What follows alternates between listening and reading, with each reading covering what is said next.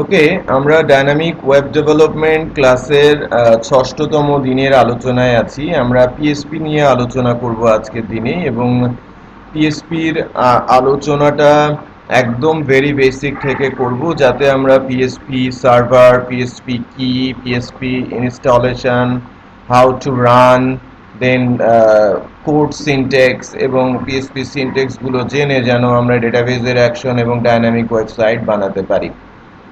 আমি একটু response expect করছি। হাসনানুল করিম, আনাম, জিহাদ, মিশকাত, হ্যালো, আমাকে শুনতে পাচ্ছেন?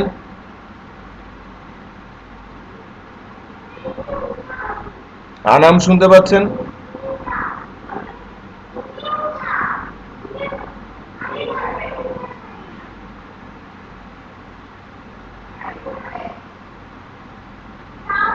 হাসানুল করিম,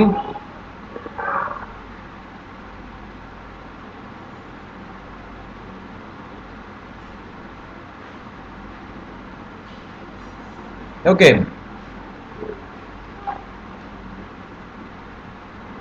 তো কারো যদি মাইক্রোফোন না থাকে মেসেজে জানাতে পারেন, কেউ যদি সাউন্ড শুনতে কোনো সমস্যা হয়। আর আমার স্ক্রিন শেয়ারটা পাওয়া যাচ্ছে?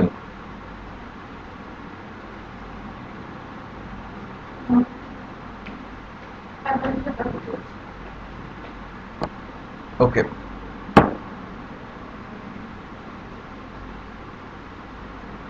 আচ্ছা আচ্ছা, আমরা আলোচনাটা করছিলাম পিএসপি নিয়ে। পিএসপি কি? PSP server side scripting language. আবারও রিপিট করছি, what is PSP? PSP server side scripting language.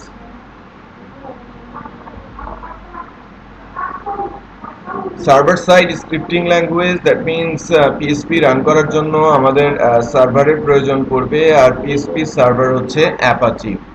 So আমরা যদি বলি যে পিএসপি সম্পর্কে আমরা একটু জানবো, তাহলে আমরা পিএসপির জন্য লিখি PSP, PSP hypertext personal home page. যদি আগে বলা হতো, এখন বলা হয় হাইপারটেক্সট প্রি প্রসেসর। এটা মূলত চেঞ্জ হয় 2001 সালে।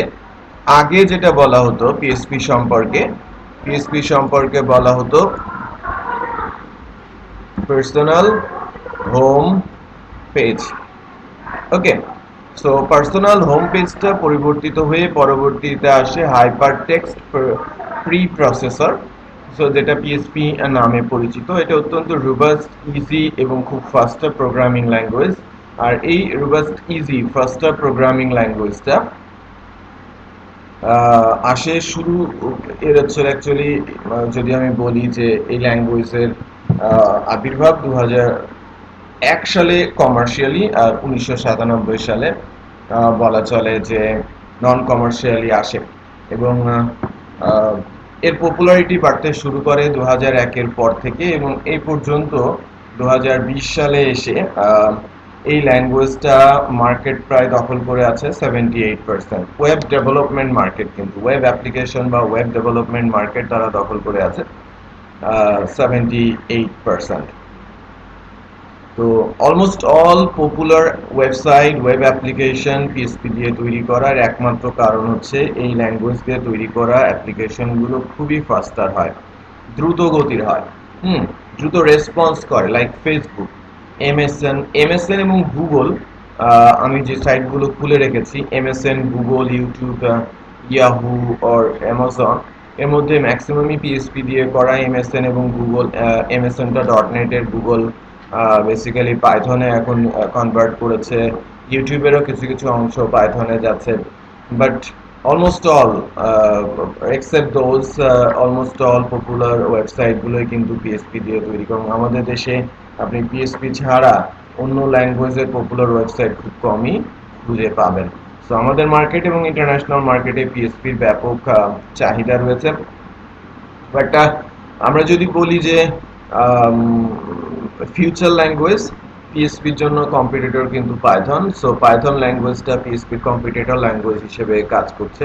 এবং এই কম্পিটিশনের পার্সপেক্টিভ থেকে যদি আমরা বলি যে পিএসপি পাইথনের তুলনায় কিছুটা পিছিয়ে থাকার কারণ হচ্ছে আর্টিফিশিয়াল ইন্টেলিজেন্স এবং মেশিন লার্নিং এর যে লাইব্রেরি, এটা পিএসপির তুলনায় পাইথনের বেশ রিচ, যে কারণে অ্যাকচুয়ালি পিএসপি থেকে গুগল সার্চ ইঞ্জিনটা পাইথন ডেভেলপমেন্টের জন্য অ্যাকচুয়ালি চলে গেছে। আর নোড জেএস সম্পর্কে হাসানুল করিম বলেছেন, নোড জেএস অ্যাকচুয়ালি এটা জাভাস্ক্রিপ্ট ফ্রেমওয়ার্ক, তার সার্ভার সাইডে পিএসপি আছে। সো নোড জেএস কোনো ল্যাঙ্গুয়েজ বা আলাদা কোনো ল্যাঙ্গুয়েজ আমরা না বলি, হ্যাঁ, নোড জেএস কে এটা আলাদা ল্যাঙ্গুয়েজ না, বাট সার্ভার সাইড এবং ক্লায়েন্ট সাইডের কম্বিনেশনে একটা প্ল্যাটফর্ম বলতে পারেন, যেটা ডেভেলপমেন্ট এখন, হ্যাঁ, ডেভেলপমেন্টের জন্য মানে রান টাইম মানে ডেভেলপমেন্ট বলা চলে, ডেভেলপমেন্ট টাইমিংটা যাই হোক, এর রান টাইমটা অন্য যে কোনো রান টাইমের চাইতে ফাস্টার, লাইক রিয়াক্ট, হ্যাঁ, নোড.জেএস যেখানে আসে, রিয়াক্ট সেখানে আসে, লাইক এগুলো সবই জাভাস্ক্রিপ্টের ফ্রেমওয়ার্ক যারা সার্ভার সাইডে পিএসপি ল্যাঙ্গুয়েজ ইউজ করছে। সো ওয়েব ধীরে ধীরে কিন্তু অ্যাকচুয়ালি কনভার্ট হচ্ছে। সো আপনারা যারা পিএসপির কথা চিন্তা করছেন, পিএসপির সাথে kind of framework like angular JS, view JS, react JS অথবা নোড জেএস, এই বিষয়গুলো জানাটা এখন সময়ের দাবি হচ্ছে কিন্তু। সো বাট কোর যে ল্যাঙ্গুয়েজের যে ধারণাটা, সেটা কিন্তু ডেভেলপ করতে হবে প্রত্যেকের মধ্যে। তো আমরা পিএসপি সম্পর্কে কিছুটা ধারণা দেওয়ার চেষ্টা করছিলাম, বা পিএসপি সার্ভার সম্পর্কে আমি একটু বলবো। পিএসপি সার্ভার পিএসপি সার্ভার কি? পিএসপি সার্ভার মূলত অ্যাপাচি অর আইআইএস, হ্যাঁ, ইন্টারনেট ইনফরমেশন সার্ভিস, আইআইএস আর অ্যাপাচি। সো মূলত পিএসপি ওয়েব ডেভেলপমেন্টের ক্ষেত্রে অ্যাপাচি সার্ভারই ইউজ করা হয়ে থাকে। আর অ্যাপাচি সার্ভার মেশিনে ইনস্টল করে নিতে হয়। ওয়েব ডেভেলপমেন্টের জন্য বেশ কিছু বিষয় এর প্রয়োজন পড়ে। আমি আরও একটা বোর্ডে যাচ্ছি, যেটা বেসিক্যালি ওয়েব ডেভেলপমেন্টের জন্য কোন কোন টেকনোলজির প্রয়োজন পড়ে, সেটা আমি প্রথমের দিকের ক্লাসে কিছুটা আলোচনা করেছিলাম। আজকে আমি একটু শর্টকাট বলবো যে ওয়েব ডেভেলপমেন্টের জন্য কোন কোন টেকনোলজির প্রয়োজন পড়ে। HTML, CSS এবং জাভাস্ক্রিপ্ট ফর ফ্রন্ট এন্ড মূলত, আর সার্ভার সাইডে থাকে হচ্ছে server side language PHP. So server side language পিএসপির সাথে যদি আমরা ডেটাবেজের কথা চিন্তা করি, তাহলে আমাদের মাইএসকিউএল এর প্রয়োজন পড়ে। সো ওয়েব ডেভেলপমেন্টের জন্য রিকোয়ার্ড টেকনোলজি অ্যান্ড সার্ভার, এটা নিয়ে আমি এখন একটু কথা বলবো। সো ওয়েব ডেভেলপমেন্টের জন্য টেকনোলজি হচ্ছে আমার লাগবে কি HTML, CSS আর JS। এদের জন্য যে সার্ভার সেগুলো হচ্ছে অল ব্রাউজার্স। ওকে, HTML, CSS এবং জাভাস্ক্রিপ্টের জন্য সার্ভারগুলো কি? All browsers.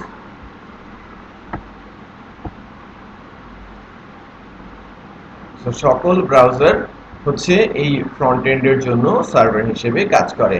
এরপরে আসি সার্ভার সাইড ল্যাঙ্গুয়েজ হিসেবে আমি যদি বলি ফ্রন্ট এন্ড, এটাকে ফ্রন্ট এন্ডের ল্যাঙ্গুয়েজ কি? HTML, CSS, JavaScript. এর জন্য সার্ভার হচ্ছে অল ব্রাউজার। এটা হচ্ছে আমার সার্ভার সাইড।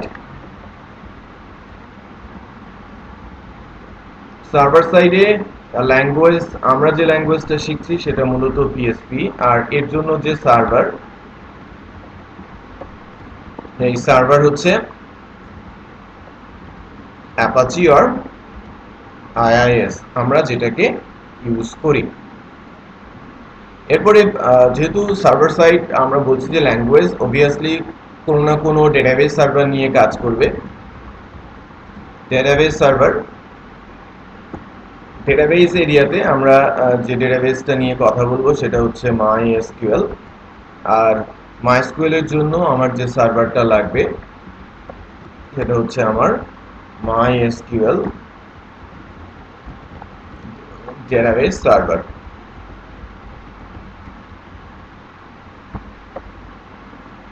সো এই বিষয়গুলো কিন্তু আমাদের লাগছে। ফ্রন্ট এন্ডে HTML CSS জাভাস্ক্রিপ্ট এর সাথে সার্ভার হচ্ছে অল ব্রাউজার, যেটা আমার মেশিনে আছে।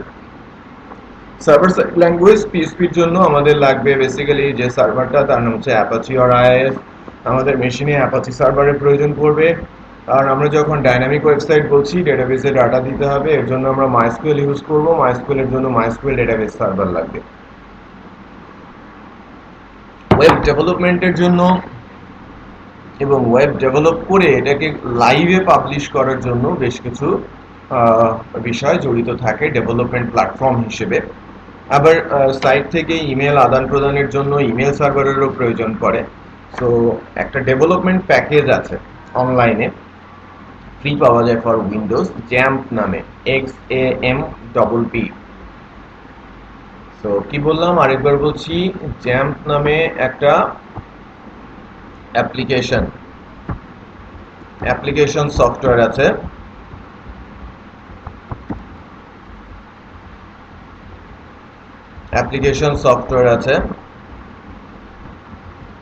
যে অ্যাপ্লিকেশন সফটওয়্যারটা মূলত ওয়েব ডেভেলপমেন্টের টোটাল প্ল্যাটফর্ম রেডি করে দেয় একটা মেশিনে।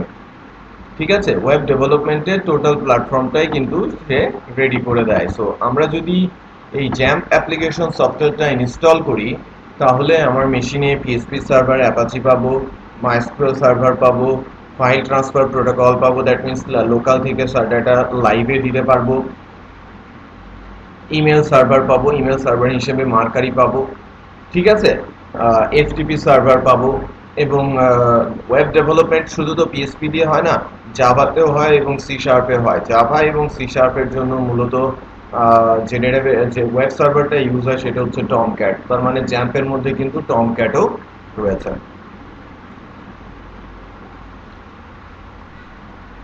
আমরা টমক্যাট সার্ভারও এখান থেকে ইউজ করব। সো আমরা একটু দেখি যে আমরা আমাদের মেশিনে এটা কি বলে,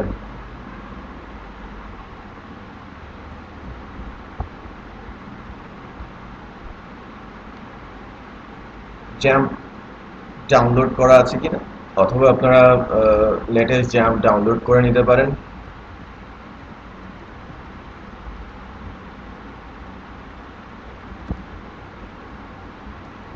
লেটেস্ট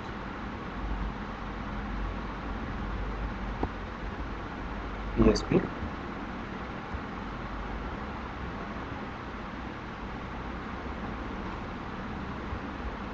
আপনি এখান থেকে লেটেস্ট পিএসপি ডাউনলোড করতে পারেন। ঠিক আছে, এখানে পিএসপি 7.4.7 ডাউনলোড আছে, ডাউনলোড জ্যাম্প আছে। শুধু পিএসপি নিলে অ্যাপাচি আসবে। সো আমি জ্যাম্প নিচ্ছি, এটা 147 এমবির 7.2 7.4, লাস্টেরটা আপনারা নিতে পারেন 148 মেগাবাইটের। এটা apache-friends.org download.html এ গিয়ে আপনারা পাবেন। লিনাক্স ভার্সনের জন্য লিনাক্সের টুল দেওয়া আছে, ওএস অ্যাপেলের জন্য দেওয়া আছে। সো আপনারা এই ইউআরএল থেকে সব কালেক্ট করে নিতে পারেন। সো আমার কাছে 7.4.6 ডাউনলোড করা আছে, আমি সেটাই এখন ইনস্টল করার চেষ্টা করব।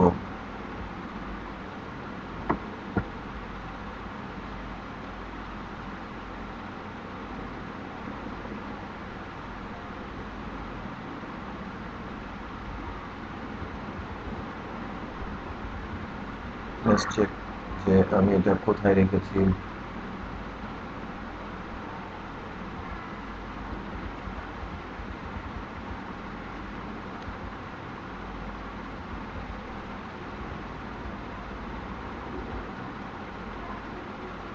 ঠিক এখানে আছে কিনা, এটা ওল্ডার ভার্সন জ্যাম্পের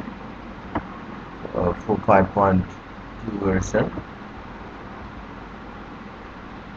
7.3 ভার্সন, এটাও 152 এমবি সাইজের, এটা 7.3.6, একেবারে লেটেস্টের আগের ভার্সন। সো আমরা এটাও ইউজ করতে পারি। সো আপনারা এর মধ্যে পার্থক্য নেই। সো যেহেতু আমাদের কাছে এটি ইনস্টল আছে, আমার মেশিনে 7.4 ইনস্টল আছে এবং কয়েকটা জায়গায় এটার ইউজ আছে। সো আমি বেসিক্যালি একটু দেখে নিব যে আমার যে ভার্সনগুলো রয়েছে সেগুলো সব অফ করা আছে কিনা। আমি অফ করে দেন এটাকে ইনস্টল করা শুরু করব, আদারওয়াইজ কনফ্লিক্ট হবে। 7.4 এর এই ভার্সনটা কিছুক্ষণ আগে রানিং ছিল, এটা লেটেস্ট। সো এটাকে আমরা অফ করে নিই যদি রানিং থাকে, আদারওয়াইজ নতুন ইনস্টলেশনের ক্ষেত্রে কিছুটা প্রবলেম হতে পারে। আমি ভিডিওতে নতুন ইনস্টলেশনটাও রাখছি যাতে আপনারা নিজে থেকে ইনস্টল করতে পারেন যদি একেবারে ভেরি ফার্স্ট টাইমের জন্য হয়।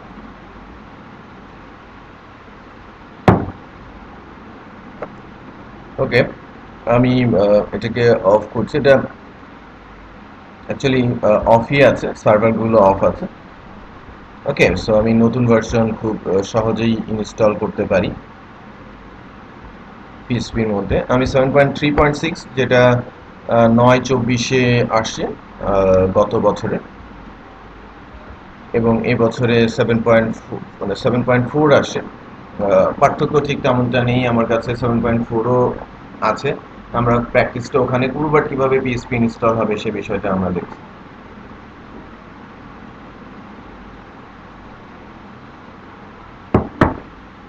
ইনস্টলেশন সিম্পল, এবং ইনস্টলেশনের পরে আমরা আমাদের মেশিনে ওয়েব ডেভেলপমেন্টের জন্য যা যা দরকার, যে ধরনের এনভায়রনমেন্ট দরকার, আমরা বেসিক্যালি সেই এনভায়রনমেন্টটা পেয়ে যাব।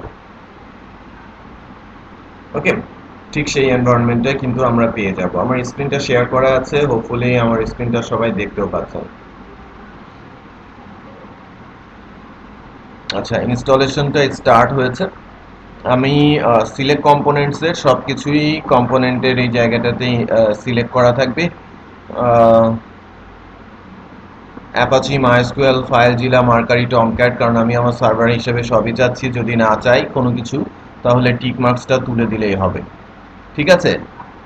প্রোগ্রামিং ল্যাঙ্গুয়েজ এখানে কি চলবে, পিএসপি এবং পার্ল চলবে। আর প্রোগ্রাম ল্যাঙ্গুয়েজ হিসেবে এখানে ওয়েব জিলা আর থাকবে, সেন্ডমেল থাকবে, ফেক্স সেন্ডমেল, আর পিএসপি মাই অ্যাডমিন আছে। তো সবই সিলেকশনে আছে, আমি নেক্সট করছি। পাথটা আমাকে দেখিয়ে দিতে হবে, বাই ডিফল্ট সিতে যায়। আমি অ্যাকচুয়ালি ডিফারেন্ট কোনো একটা ড্রাইভ, আমার এফ ড্রাইভ, আমার মেশিনের এফ ড্রাইভে আমি এটাকে দিতে চাচ্ছি। আমি ব্রাউজ করে নিই। ঠিক আছে, আমি আমার মেশিনের এফ ড্রাইভে এটাকে, এখানে দেখেন আমার 7.4 আছে। আমি যদি একটা নতুন ফোল্ডার করি,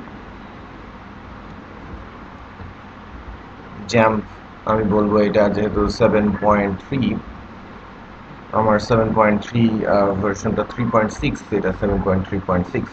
আমি 7.3.6 একটা ফোল্ডার তৈরি করেছি, এবং এই ফোল্ডারের মধ্যেই আমি আমার নতুন ইনস্টলেশনটা দিব জ্যাম্পের। সো নেক্সট করছি, এবং এবার ইনস্টলেশনটা শুরু হয়েছে, এবং অল্প কিছুক্ষণের মধ্যেই কিন্তু আমার ইনস্টলেশনটা কমপ্লিট হবে। সেটা অ্যাকচুয়ালি তাদের মার্কেটিং সাইট জ্যাম্পের। আমরা যদি এবার আসি, কিছুক্ষণ সময় নেবে। ইন দ্য মিন টাইম ইনস্টলেশনটা প্রোগ্রেস হতে হতে আমরা কয়েকটা জিনিস একটু আলোচনা করে নিই। যে আমরা ডেভেলপমেন্টের জন্য যে অ্যাপাচি সার্ভার এটা পেয়ে যাব, মাইস্কুয়েল ডাটাবেজের জন্য মাইস্কুয়েল সার্ভার আমরা পেয়ে যাব। পিএসপিটা মূলত যখন আমরা কোড লিখবো, কোডটা আমরা নেটবিনসে লিখবো, এবং তখন কোড লেখার জন্য আমরা সার্ভারের পাথ ইউজ করব, কোথাও কোনো আলাদা কোনো ফোল্ডার না। আমরা মেশিনের যে কোনো জায়গায় ফোল্ডার তৈরি করে এখন কাজ করতে পারবো না। পিএসপির জন্য নির্দিষ্ট জায়গায় ফোল্ডার ক্রিয়েট করে আমাদের কাজগুলো এগিয়ে নিতে হবে। আর পিএসপি মোটামুটি ভালো করে জানার জন্য বেশ কিছু জিনিস আমাদের একটু আয়ত্ত করতে হবে। প্রোগ্রামিং ল্যাঙ্গুয়েজের এই টপিকগুলো আমাদের জানতে হবে, যেটা আমি এখন লিখব। প্রোগ্রামিং ল্যাঙ্গুয়েজের যে টপিকগুলো, ল্যাঙ্গুয়েজের সিনটেক্স ফার্স্টে,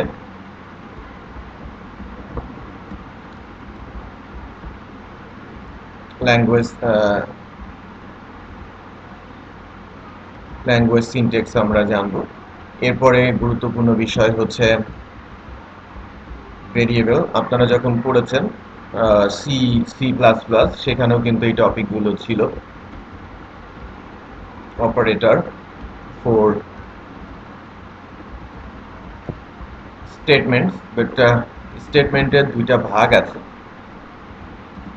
এক নম্বর হচ্ছে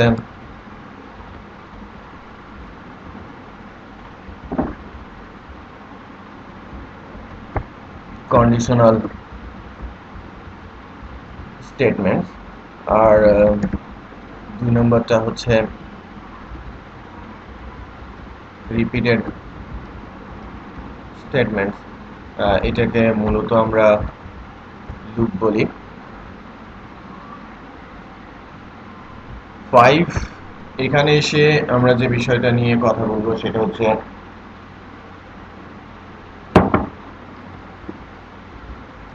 অ্যারে। 6 এ এসে আমরা কথা বলবো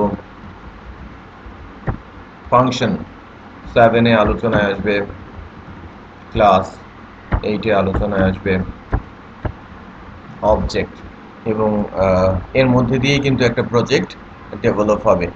অবভিয়াসলি এর সাথে যে বিষয়গুলো আলোচনায় আসবে এর মধ্যে অন্যতম হচ্ছে লাইক, এখানে যে বিষয়গুলো আলোচনায় আসবে এর মধ্যে অন্যতম হচ্ছে আমাদের ডেটাবেস সার্ভার ইস্যু, MySQL। ঠিক আছে, MySQL ডেটাবেস সার্ভার, এবং এই MySQL ডেটাবেস সার্ভারের কনসেপ্ট থেকেই আমরা কিন্তু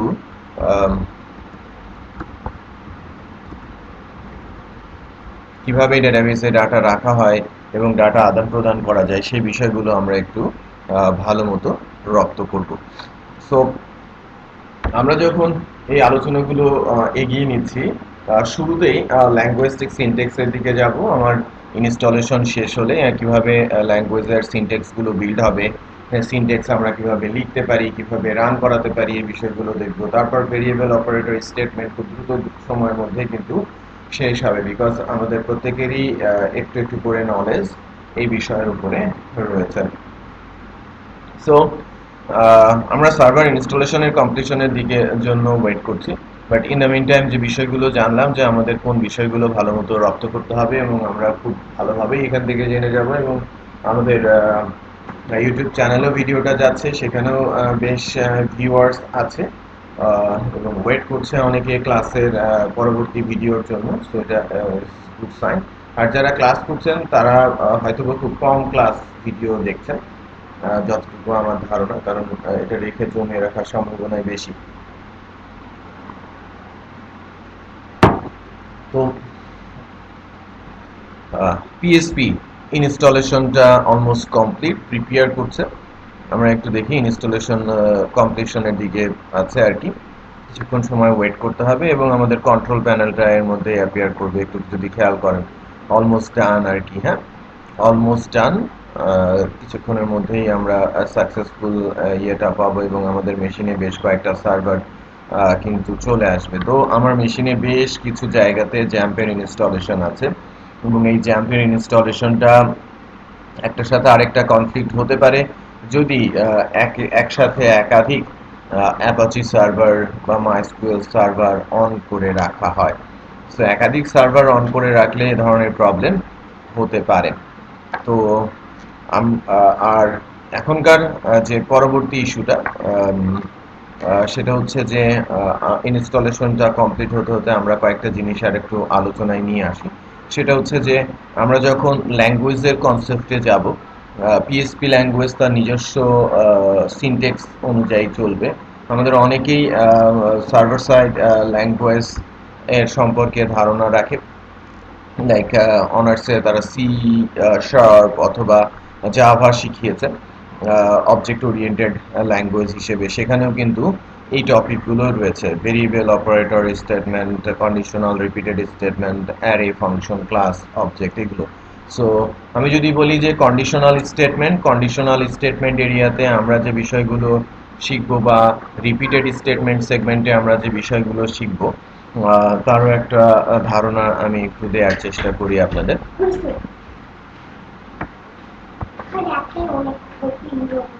সো কন্ডিশনাল অ্যান্ড রিপিটেড সেগমেন্টে, কন্ডিশনাল স্টেটমেন্ট সেগমেন্টে আমরা যে বিষয়গুলো জানবো। এর মধ্যে আমরা হয়তো জেনে থাকি যে ইফ এলস ইফ সুইচ, এগুলো মূলত কন্ডিশনাল স্টেটমেন্টের জন্য ইউজ হয়ে থাকে।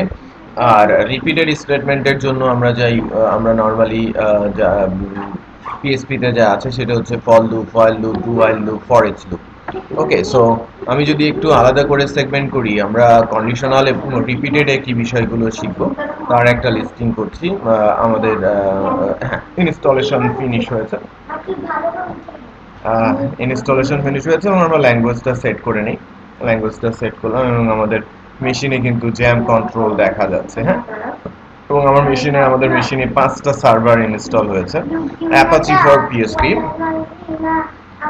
MySQL for database server, FileZilla for file transfer protocol FTP, যেটার মাধ্যমে আমরা লোকাল থেকে ডাটা লাইভ সার্ভারে নিতে পারি। মার্কারি মূলত আমরা ইউজ করি মূলত লোকাল মেশিনে ইমেল সার্ভার ক্রিয়েট করার কারণে জন্য। আর টমক্যাটটা মূলত ইউজ হবে পার্ল, সি শার্প, জাভা ল্যাঙ্গুয়েজটা যদি আমরা এখানে ওয়েব ল্যাঙ্গুয়েজ হিসেবে ইউজ করতে চাই, সার্ভার সাইড ল্যাঙ্গুয়েজ হিসেবে ইউজ করতে চাই, তখন টমক্যাট ল্যাঙ্গুয়েজটা আমরা নর্মালি ইউজ করতে পারি। তো আমরা যেহেতু আজকে পিএসপি শিখবো, আমাদের মেশিনে অ্যাপাচিটা রান থাকতে হবে। আমি আমার মেশিনে অ্যাপাচিটা রান করে নিচ্ছি, স্টার্ট করছি। স্টার্ট বাটন প্রেস করলে স্টপ আসবে, দ্যাট মিনস এটা রান করেছে এবং পোর্ট নাম্বার 80 পেয়েছে বাই ডিফল্ট পোর্ট। অনেক সময় কনফ্লিক্ট করে স্কাইপি অন থাকলে অথবা অন্য কোনো অ্যাপ্লিকেশন যদি 80 পোর্ট দখল করে, তখন এটা স্টার্ট হয়ে অফ হয়ে যেতে পারে। ওয়েট হওয়ার কোনো কারণ নেই, সেক্ষেত্রে আপনারা কনফিগ থেকে পোর্টটা চেঞ্জ করে নিতে পারেন। কনফিগে গিয়ে httpd.conf নামে একটা ফাইল আছে, যে ফাইল থেকে আমরা পোর্টটা চেঞ্জ করে নিতে পারি। লিসেন দিয়ে সার্চ দিতে হবে, LIS, আমরা লিসেন পাচ্ছি। হ্যাঁ, লিসেনে এই পোর্শনে, যে লিসেনে এসে আমরা যেটা দেখছি যে লিসেন 80 দেওয়া আছে, এটা ডিফল্ট পোর্ট হিসেবে 80 থাকে। যদি 80 পোর্টটা না পাওয়া যায় কম্পিউটারে, আপনারা পোর্ট হিসেবে 8080, দ্যাট মিনস 8080 অথবা 6060060 অথবা 431, এই পোর্টগুলো ইউজ করতে পারেন। চেঞ্জ করলে অবশ্যই ফাইলটা সেভ করে বের হতে হবে এবং অ্যাপাচিটা রিস্টার্ট দিলে কিন্তু নতুন পোর্ট পাবে। সো আমি এটা চেঞ্জ করছি না, ডিফল্ট পোর্ট যেহেতু আমরা 80 পেয়েছি, এটা বেস্ট পোর্ট, সো পোর্ট 80। আমি এক্সপ্লেইন করতে চাচ্ছিলাম মূলত আমাদের এই যে কন্ডিশনাল স্টেটমেন্ট এবং রিপিটেড স্টেটমেন্ট সেগমেন্টে কোন বিষয়গুলো শিখব। কন্ডিশনাল এবং রিপিটেড স্টেটমেন্টে আমরা যেটা শিখব,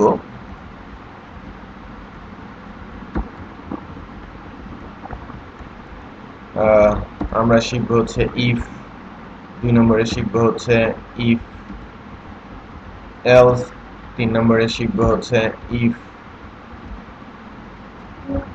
এলস ইফ, আর 3 আর 4-এ গিয়ে মূলত আমরা শিখব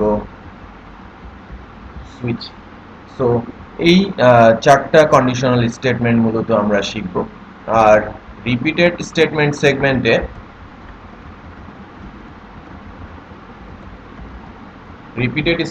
সেগমেন্টে আমরা যে বিষয়গুলো শিখব, এর মধ্যে আছে for,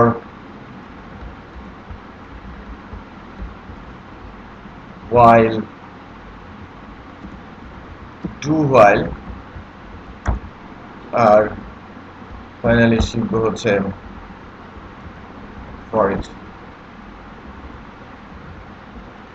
for each loop। So এই 8টা স্টেটমেন্ট খুবই গুরুত্বপূর্ণ যে কোনো প্রোগ্রামিং ল্যাঙ্গুয়েজের জন্য। প্রোগ্রামিং ল্যাঙ্গুয়েজ অনুযায়ী এই নাম কিছুটা চেঞ্জ আসতে পারে, বাট কাজের ধরন বরণ কিন্তু অলমোস্ট সব জায়গায় সেম রুলসেই পাবেন। আমাদের পিএসপি ইনস্টল হয়েছে এবং আমার মেশিনে অ্যাপাচিও রান করেছে। আমি যদি দেখতে চাই টেস্ট করে যে আমার লোকাল হোস্টটা রান করছে কিনা, আমি অ্যাডমিনে প্রেস করলে আমার যে ডিফল্ট ব্রাউজার এর মজিলাতে লোকাল হোস্ট ড্যাশবোর্ডটা চলে আসছে এবং আমার পিএসপি ভার্সন এখানে শো করছে। জ্যাম্পের ভার্সন এবং পিএসপি ভার্সন অলমোস্ট সেম থাকে, 7.3.6। মানে মারিয়াডিবি আছে, অ্যাপাচি মারিয়াডিবি পিএসপি এবং পার্ল কিন্তু জ্যাম্প সাপোর্ট করছে। তো আমি এখন যেটা করব সেটা হচ্ছে যে আমার লোকাল হোস্ট বা হোস্টেড সার্ভারে যাওয়ার আগে আমি এখান থেকে আমার সার্ভারের ইনফরমেশন দেখতে পারি, যে আমার পিএসপি কি অবস্থায় এখানে আছে এবং পিএসপি সম্পর্কে বেসিক ইনফরমেশন আমরা এখান থেকে জানতে পারি। এইচটিটিপি হেডার ইনফরমেশন থেকে শুরু করে পিএসপি বেশ কিছু ইস্যু এবং কিছু বিল্ট ইন ফাংশন সম্পর্কে লিস্টিং এখান থেকে আপনারা কিন্তু পেতে পারেন। তার মানে এটা স্টাডি করার জায়গা হিসেবে আপনারা এটাকে নিতে পারেন। So PHP information, PHP my admin database সম্পর্কে ধারণা এখান থেকে পাওয়া যায় পিএসপি মাইডমিন এর মাধ্যমে। যদিও এটার অ্যাক্সেস ডিনাইড আছে, মাইস্কুয়েল কানেকশনটা পাচ্ছে না, বিকজ আমরা কিন্তু এখানে মাইস্কুয়েলটাকে রান করি নাই। সো আমরা যদি এটাকে মাইস্কুয়েলটাকে রান করি এবং অ্যাডমিনে প্রেস করলে এটা কিন্তু মাইস্কুয়েলও চলে যাবে। সো এখান থেকে এইবার যদি আমি এটাকে রান করি, যেহেতু আমার মাইস্কুয়েল আছে, যে লোকাল হোস্ট পিএসপি মাইডমিনে কিন্তু চলে গেছে। এটা একটা সুন্দর উইজার্ড এবং খুব ইজিলি আমরা এই উইজার্ডের মাধ্যমে পিএসপি দিয়ে তৈরি করা উইজার্ড এবং এটার মাধ্যমে খুব দ্রুত সময়ের মধ্যে কিন্তু মাইস্কুয়েল ডেটাবেসের বেশ কিছু ইস্যু শিখতে পারি, যেটা আমরা এই কোর্সে শিখব। এছাড়াও কিছু questions, applications, how to guide, কিছু কিছু ইস্যুস এখানে রয়েছে। আমি কিভাবে ইউজ করব এই বিষয়গুলো এখানে কিন্তু আমরা এখানে দিয়েছি বা আমরা এখানে পেয়ে থাকি। ঠিক আছে? সো অ্যাপাচির সম্পর্কে কিছু ধারণা আপনারা এখান থেকে পেতে পারেন ড্যাশবোর্ড থেকে। বাট আমরা নর্মালি যেটা করে থাকি ইনস্টলেশনের পরই এখানে যেন আমরা আমাদের প্রজেক্ট লিস্টিং পাই, তার জন্য আমরা একটা সিম্পল কাজ করি। সেটা হচ্ছে যে আমাদের মেশিনে যেখানে এটা ইনস্টল আছে, আমি ইনস্টল করেছি আমার এফ ড্রাইভে এবং নাম দিয়েছি জ্যাম 7.3.6। আমরা কাজ করব মূলত এইচটি ডক্স ফোল্ডারে। এইচটি ডক্স ফোল্ডারে, এই ফোল্ডারটাই হচ্ছে আমার হোস্টেড সার্ভার বা লোকাল হোস্ট। আমি যখনই ব্রাউজারে লোকাল হোস্ট লিখি তখনই কিন্তু আমার এই ফাইলটা রান হয়ে যাচ্ছে, ইন্ডেক্স ফাইলটা, এবং আমরা চলে যাচ্ছি ড্যাশবোর্ডে। সো আমি এই ইন্ডেক্স ফাইলটাকে একটু নামটা পরিবর্তন করে 1 করে দিলাম। Index by default file format, যদি কোনো ফোল্ডারের মধ্যে ইন্ডেক্স থাকে তাহলে ওই ফাইলটা পিএসপিতে অটোমেটিক রান হয়। এবার আমরা যদি দেখি যে ব্রাউজারে গিয়ে শুধু লোকাল হোস্ট লিখি, লোকাল হোস্ট লিখলে কিন্তু আমরা ড্যাশবোর্ডে যাচ্ছি না, আমরা ওই htdocs ফোল্ডারটাই পেয়ে যাচ্ছি। একটু যদি আমরা এখান থেকে খেয়াল করি, তো htdocs ফোল্ডারটা পাচ্ছি। আমি এখন আলোচনা করছি পিএসপি সার্ভার কনফিগারেশনে। আমরা সার্ভার ইনস্টল করেছি, সার্ভারের ইন্ডেক্স ফাইলটা পরিবর্তন করলাম, পরিবর্তন না করে আমরা তার সম্পর্কে কিছু জানতে পারি সে বিষয়টাও আমরা দেখলাম। এখন আমরা আস্তে আস্তে করে কোড ব্লক বা কোড লেখার জন্য চেষ্টা করব এবং কিভাবে পিএসপি ফাইল রান করাবো সেটা আমরা এখন দেখব। তো আমরা পিএসপি ফাইল তৈরি করার জন্য, রান করার জন্য অ্যাপাচি সার্ভার এবং কোড লেখার জন্য আমরা নেটবিনস ইউজ করব। আমাদের নেটবিনসটা একটু রান করে নেই।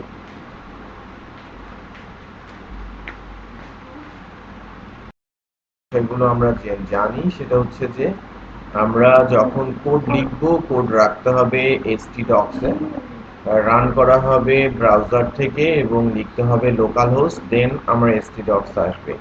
বাট অবশ্যই htdocs আসতে হলে আমার মেশিনে ওই অ্যাপাচিটা রানিং থাকতে হবে। যদি ডেটাবেস থাকে মাইস্কুয়েলটা রানিং থাকতে হবে। তো আমরা কোড ফোল্ডার করব, কোড লিখব এবং কোড রান করানোর চেষ্টা করব এবং সাথে সাথে আজকে আমরা কিছু বেসিক্যালি সিনট্যাক্স, ভেরিয়েবল, অপারেটর এই বিষয়গুলো নিয়েও আলোচনা করব।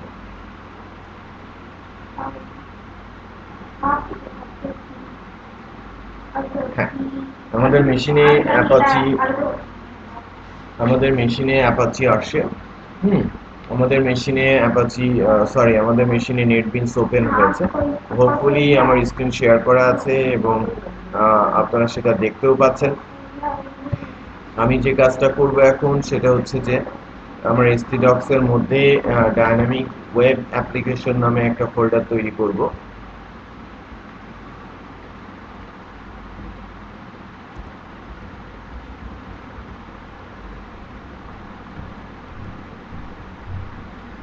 আমি আন্ডারস্কোর দিয়ে তৈরি করলাম। প্রজেক্টের নামের মধ্যে গ্যাপ রাখাটা গুড প্র্যাকটিস না।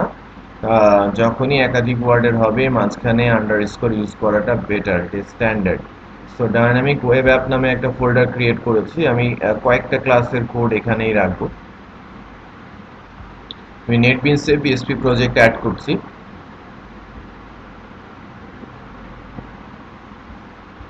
ব্রাউজ থেকে নিয়ে নিচ্ছি।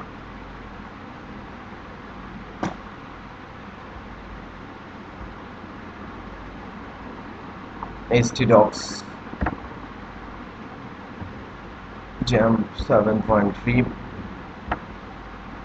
যেটা আমি বানালাম, ইনস্টল করলাম। আমি htdocs এ যাচ্ছি, ডায়নামিক ওয়েব অ্যাপে যাচ্ছি, সিলেক্ট করলাম, প্রজেক্ট আকারে এটাকে আমি অ্যাড করছি,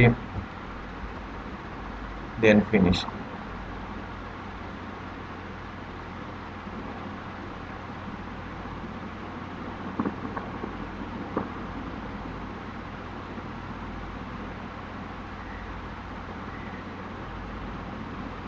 দেখেন আমার একটা ডায়নামিক ওয়েব ডেভেলপমেন্ট ব্যাচ 1 এর HTML5 এর একটা প্রজেক্ট ছিল, বাট আমরা এখন যেহেতু পিএসপি তে কাজ করব, সো পিএসপির জন্য একটা পিএসপি অ্যাপ্লিকেশন নিয়েছি এবং এটার নাম দিয়েছি ডায়নামিক ওয়েব অ্যাপ। এখানে আমি একটা সোর্স ফোল্ডার বানাচ্ছি, ফোল্ডার করব ডে 6 এর জন্য, ডে 06, এবং ডে 06 এর মধ্যে আমি একটা পিএসপি ফাইল নিব। এবার এর আগ পর্যন্ত কিন্তু পিএসপি ফাইলের অপশন আসতো না, এখন এখানে পিএসপি ফাইলের অপশন আসছে। সো পিএসপি ফাইল, পিএসপির কোড লিখতে হলে আমাকে অবশ্যই পিএসপির ফাইল লিখতে হবে। পিএসপি ফাইল না লিখলে পিএসপির, আবারও বলছি, পিএসপি ফাইল না নিলে পিএসপির কোড সেখানে লেখা যাবে না। আমি পিএসপি ফাইল নিচ্ছি এবং পিএসপি ফাইলের নাম আমি হোম নিচ্ছি, যার এক্সটেনশন ডট পিএসপি বসে। তার মানে পিএসপি ফাইলের এক্সটেনশন কি হয়? Dot PHP. Then finish.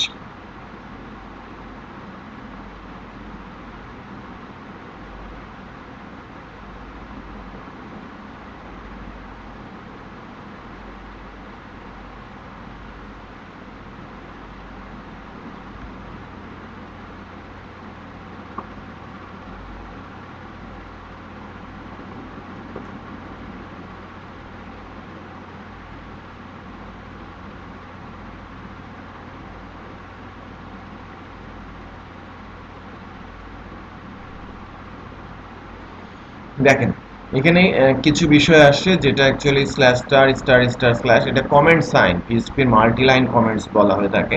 এটা কিভাবে দিতে হয়? স্ল্যাশ দিয়ে স্টার দিয়ে এন্টার দিলেই কিন্তু কমেন্টস অপশন চলে আসে। যে পিএসপি কোডের ভেতরে আমরা যদি রিটেন কোনো কিছু লিখে রাখতে চাই তখন এই কমেন্ট সাইনটা ইউজ করে থাকি। ওকে, সো আমাদের প্ল্যাটফর্মটা মোটামুটি রেডি, যে আমরা আমাদের প্রজেক্ট তৈরি করলাম। আমরা কিভাবে একটা প্রজেক্ট বানাতে হয় সেটা আমরা দেখেছি, রাইট? আমরা প্রজেক্ট বানানো ডাইনামিক ওয়েব অ্যাপ্লিকেশন নেটবিনসে অ্যাজ এ প্রজেক্ট আকারে নিয়ে আসি। আমরা HTML এর ক্ষেত্রেও জেনেছিলাম। তারপরে ওখানে ডে 6 দিয়ে আমি একটা পিএসপি ফাইল নিয়েছি, পিএসপির ফাইল আমি এখানে নিয়েছি। আমি এটাকে রিমুভ করে দিয়ে আবারও নিচ্ছি হোম ফাইলটাকে। ডে 6 ফোল্ডার ক্রিয়েট করে আমি রাইট ক্লিক করে নিউ থেকে পিএসপির ফাইলের কথা বলছি, PSP file. So PSP run করানোর জন্য আমাকে পিএসপি ফাইলই নিতে হবে, অন্য কোনো ফাইল এক্সটেনশনে পিএসপি রান করবে না, বা পিএসপি কোড লিখলে সেটা কাজ করবে না। বাই ডিফল্ট পিএসপিতে এইটাকে বলা হয় পিএসপি ওপেনিং ট্যাগ, আর আমরা এভাবে ক্লোজিং ট্যাগ দিতে পারি, বাট পিএসপি ফাইলের জন্য ক্লোজিং ট্যাগটা ম্যান্ডেটরি না। বাট আমরা যদি কখনো ডট পিএসপি এক্সটেনশনের ফাইলে HTML লিখি সেখানে কিন্তু পিএসপি ক্লোজিং ট্যাগের প্রয়োজন পড়ে। সো আবারও বলছি যে পিএসপির ফাইলে ক্লোজিং ট্যাগটা ম্যান্ডেটরি না। আর বাই ডিফল্ট পিএসপি ফাইলের মধ্যে slash star star star slash এই যে অপশনগুলো, এটাকে কমেন্টস ট্যাগ বলা হয়। পিএসপির কমেন্টস যে ট্যাগ, সেই কমেন্টস ট্যাগ আমরা নর্মালি বলে থাকি। আর কমেন্টস ট্যাগের কাজ কি? কমেন্টস ট্যাগগুলো মূলত কি করে? কমেন্টস ট্যাগগুলো আমরা যদি কোনো কোড লিখি, কোড মূলত কি জন্য লেখা হচ্ছে সেই বিষয়গুলো রিটেন এখানে লেখা থাকে কমেন্টস ট্যাগের মাধ্যমে। সো পিএসপি সিনট্যাক্স নিয়ে আমি কিন্তু কথা বলছি। পিএসপি সিনট্যাক্সে আমাদের আলোচনার শুরুতে আমি যে বিষয়টা বলেছিলাম যে কি কি নিয়ে আমরা কথা বলবো, কথা বলার জন্য আমরা ল্যাঙ্গুয়েজের সিনট্যাক্স বলছিলাম যে পিএসপির সিনট্যাক্স। এখন আমরা কথা বলছি পিএসপি সিনট্যাক্স নিয়ে। আমি পিএসপি ফাইল তৈরি করেছি একটা ডট পিএসপি এক্সটেনশনে, পিএসপি ট্যাগ দিচ্ছি, পিএসপি সিনট্যাক্স ট্যাগ দিচ্ছি, এটা ওপেনিং ট্যাগ বলা হয়। আর এটাকে বলা হয় ক্লোজিং ট্যাগ। ক্লোজিং ট্যাগটা শুধু পিএসপি ফাইল যেখানে শুধু পিএসপি সিনট্যাক্স আছে সেখানে ক্লোজিং ট্যাগটা ম্যান্ডেটরি না, বাট আমরা যদি ডট পিএসপি ফাইলে এইচটিএমএল লিখি, এইচটিএমএল এর মধ্যে আমরা যখনই পিএসপি ইউজ করব তখন ওপেনিং এবং ক্লোজিং বোথ ট্যাগই থাকবে। এর মধ্যে আরেকটা সিনট্যাক্স শিখলাম যে পিএসপির কমেন্টস কিভাবে দিতে হয়, মাল্টি লাইন কমেন্টস। পিএসপিতে কিভাবে একটা সিঙ্গেল লাইন স্টেটমেন্ট লিখে এবং সেটা আউটপুটে নেয়, ইকো দিয়ে কোনো একটা স্টেটমেন্টকে আউটপুটে নেওয়া হয়। আর আমি যদি কোনো কিছু লিখি রিটেন টেক্সট, তখন এটাকে কোটেশনের মধ্যে রাখতে হয়, যেটাকে বলা হয় স্ট্রিং। Hello PSP. তো আমি হ্যালো পিএসপির কথা বলছি।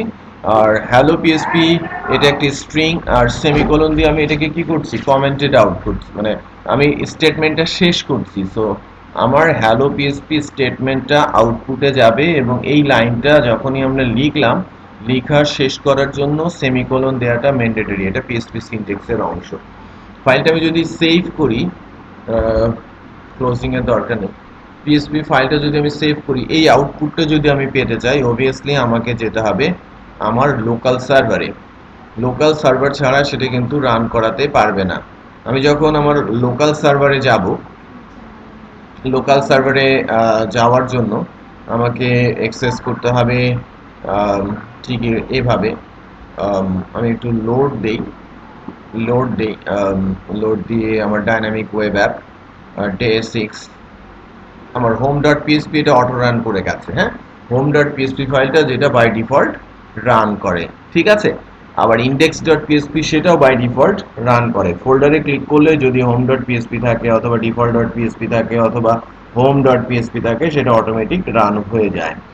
সো ঠিক তাই হয়েছে, আমার হোম ডট পিএসপি রান হয়ে হ্যালো পিএসপি শো করছে। সো আমরা পিএসপি সিনট্যাক্স নিয়ে কথা বলছি। এই যে এটা হচ্ছে পিএসপি স্ট্রিং, এবং স্ট্রিংগুলো কি করা যায়, আমরা কোটেশন আকারে দিয়ে থাকি অ্যাজ এ স্ট্রিং। এখন আসি যে আমি এই এই পিএসপিটাকে আমি টোটালি রিমুভ করে এখানে আমি এইচটিএমএল এর সিনট্যাক্স দিচ্ছি। এইচটিএমএল এর পেজ বা কোড লিখতে পারি আমি পিএসপি ফাইলের মধ্যে, কিন্তু এইচটিএমএল লিখতে পারি। আবারও বলছি যে পিএসপির মধ্যে আমি এইচটিএমএল ফাইলে এইচটিএমএল লিখতে পারি, আবার ওই এইচটিএমএল এর মধ্যে পিএসপি আমি স্ক্রিপ্ট করতে পারি, এমবেড করতে পারি। এই জন্য পিএসপি কে আমরা নরমালি স্ক্রিপ্টিং ল্যাঙ্গুয়েজও বলে থাকি। আমি হেড সেগমেন্ট দিয়েছি, এখানে টাইটেল দিয়েছি পিএসপি ফার্স্ট ক্লাস লিখছি। আমি বডি সেগমেন্ট দিয়েছি, বডি সেগমেন্টের মধ্যে আমি বলছি যে লাইক এখানে থেকে যদি আমি পিএসপি লিখতে চাই, বা এই এইচটিএমএল কোডের মধ্যে যদি আমি কোথাও পিএসপি কোনো কোড লিখতে চাই, তখন আমাকে এখানে পিএসপির প্রপার সিনট্যাক্স ওপেনিং এবং ক্লোজিং দেন এখান থেকে আমাকে লিখতে হবে। যে লাইক আমি যদি এখান থেকে কোনো কিছু ইকো করি, দিস ইজ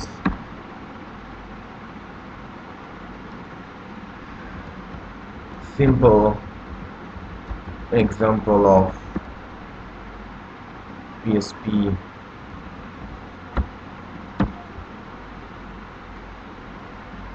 single line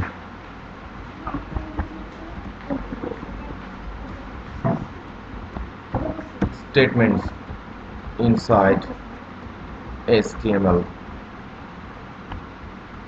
দেখেন আমি HTML ট্যাগের ভেতরে পিএসপি ওপেন এবং ক্লোজ করে এখানে কিন্তু পিএসপি সিনট্যাক্স লিখতে পারছি, এবং এখানে প্রোগ্রামিং অপারেশন ও করা যায়। আমরা প্রোগ্রামিং ল্যাঙ্গুয়েজে প্রোগ্রামিং সিনট্যাক্সগুলো কিন্তু এখনো জানি নাই, যে বিষয়গুলো আমরা নেক্সট ক্লাস বা এই ক্লাসের পরের ভাগ থেকেই আস্তে আস্তে করে জানা শুরু করব। আমরা নর্মাল পিএসপি ফাইলে পিএসপি লিখতে পারি, আবার পিএসপি যদি কখনো এসটিএমএল এর মধ্যে এমবেড করতে হয় সেটাও আমরা করতে পারি। ইভেন কোনো একটা ট্যাগের মধ্যেও আমরা সেটা করতে পারি, যে লাইক আমি যদি বলি যে ইনপুট টাইপ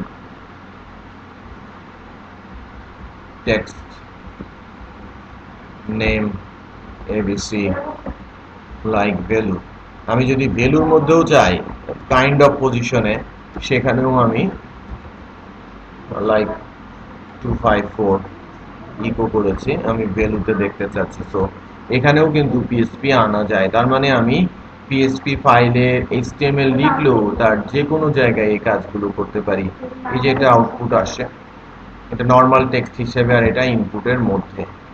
ঠিক আছে, নর্মাল টেক্সট আকারে এটা ইনপুটের মধ্যে। আমরা এখানে যদি বিআর ট্যাগ লিখি এইচটিএমএল এ, বিআর ট্যাগ, সেই ট্যাগের মধ্যেও কিন্তু আমরা এইচটিএমএল নিয়ে আসতে পারি। সো অল ইন অল আমি যেটা বোঝানোর চেষ্টা করছি সেটা হচ্ছে যে পিএসপি এক্সটেনশন হলে আমি যে কোনো জায়গায় পিএসপি লিখতে পারি এবং পিএসপি কোড সেখানে ইমপ্লিমেন্ট করতে পারি। PHP server side very powerful programming language, আর এই পাওয়ারফুল প্রোগ্রামিং ল্যাঙ্গুয়েজটা ইউজ করে আমরা ছোট বড় যে কোনো ধরনের ডাইনামিক অ্যাপ্লিকেশন তৈরি করতে পারি। ওকে, হ্যালো,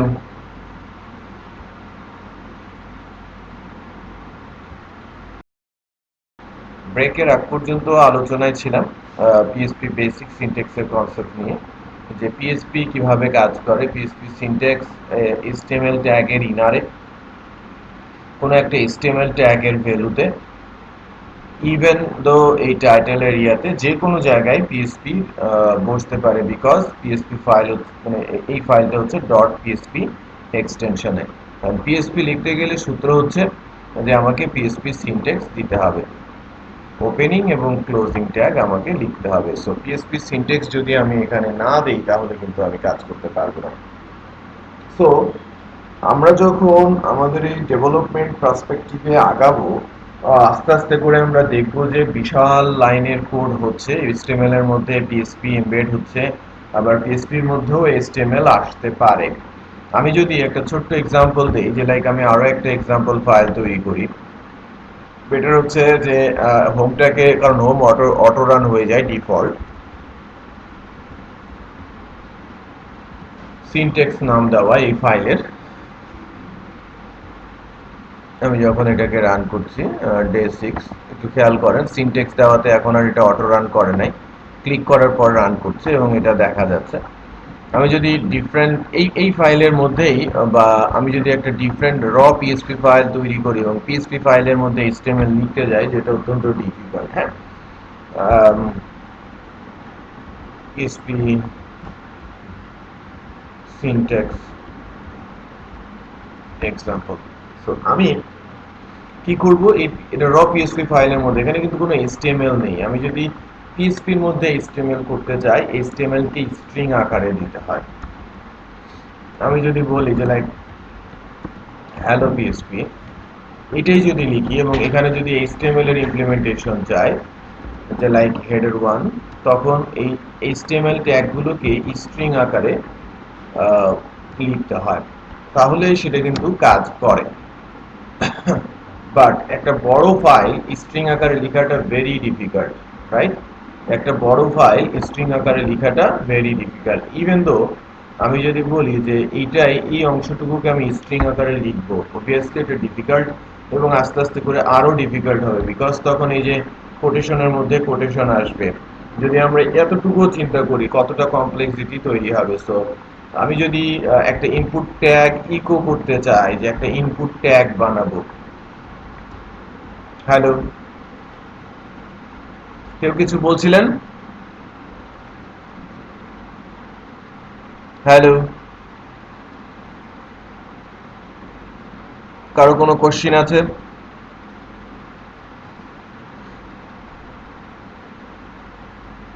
হাবিবের কথা শুনতে পাচ্ছি না।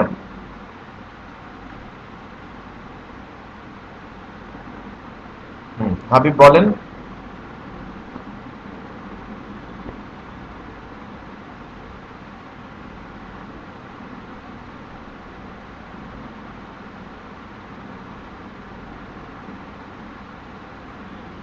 ওকে, আমি বলেছে no question. Okay, it's okay, ঠিক আছে। আমি যেটা বলছিলাম যে এখন আমি ট্রাই করব যে একটা ইনপুট বক্স তৈরি করতে। ইনপুট টাইপ টেক্সট, একটু খেয়াল করেন, স্ট্রিং এর মধ্যে স্ট্রিং দিলে এরর চলে আসে, এরকম করে লিখতে হয়, তাই না? নেম আবার কিছু দিতে হয়, দেন নেম হচ্ছে like A B C, value এখানে যদি লিখতে হয়, কারণ আরো একটা প্রবলেম তৈরি করে। সো ভ্যালু আমি যদি লিখতে চাই, ইট মেক্স কমপ্লিকেটেড, বাট কোটেশনের মধ্যে কোটেশন ইস্যুটা ডিফিকাল্ট। আমরা ডাবল কোটেশনের মধ্যে সিঙ্গেল কোট দিলে হয়তো এররটাকে রিসলভ করতে পারবো, বা এররটা রিসলভ হবে, বাট পরবর্তীতে আরো ডিফিকাল্টিস আসতে পারে। এখন যদি কোনো এখন যদি কোনো টেক্সটের মধ্যে অ্যাপোস্ট্রফি থাকে, যেটা আমাকে স্ট্রিং আকারে লিখতে হবে, সেটাও কিন্তু একটা ডিফিকাল্ট সিচুয়েশনে চলে যাবে। সো এইচটিএমএল এর মধ্যে এইচটিএমএলটা যদি আমরা পিএইচপিতে লিখতে চাই, it's quite difficult, but HTML এর মধ্যে পিএইচপি লেখাটা easy and that is good practice. So যখন আমরা এমবেড করবো, অ্যাকচুয়ালি ফ্রন্ট এন্ডে পিএসপি ফাইল, ভিউ ফাইল হবে এবং সেখানে এইচটিএমএল পিএসপি একসাথে কাজ করবে, মূলত পিএসপি ফাইল, বাট সেখানে ম্যাক্সিমাম কোড থাকবে এইচটিএমএল এ, যার ভেতরে পিএসপি কোড বা প্রোগ্রামিং কোড এসে ঢুকবে। সো স্টিল আমরা কিন্তু হ্যালো পিএসপি এবং একটা ইনপুট বক্স পাবো যার ভ্যালু হচ্ছে 1 2 3।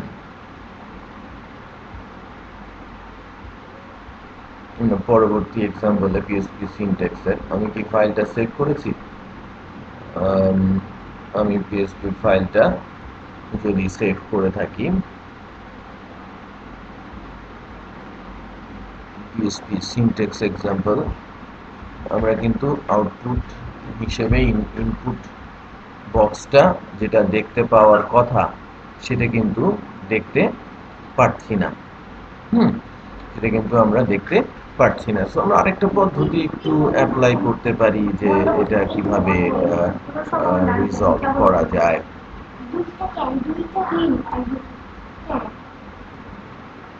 এই প্রবলেমটাকে কিভাবে ফিক্স করা যায়, রিয়েলি ডিফিকাল্ট। হ্যাঁ, সো এই যে কনসেপ্টটা আমি বলছি সেটা ভেরি কমপ্লেক্স। ইনফ্যাক্ট এই কমপ্লেক্স হওয়াতে প্র্যাকটিসটা খুব কম হয়ে থাকে। লেটস চেক যে এই প্রসেসটা কাজ করে কিনা। ডাবল কোড ছাড়া অনেক সময় কাজ করে না।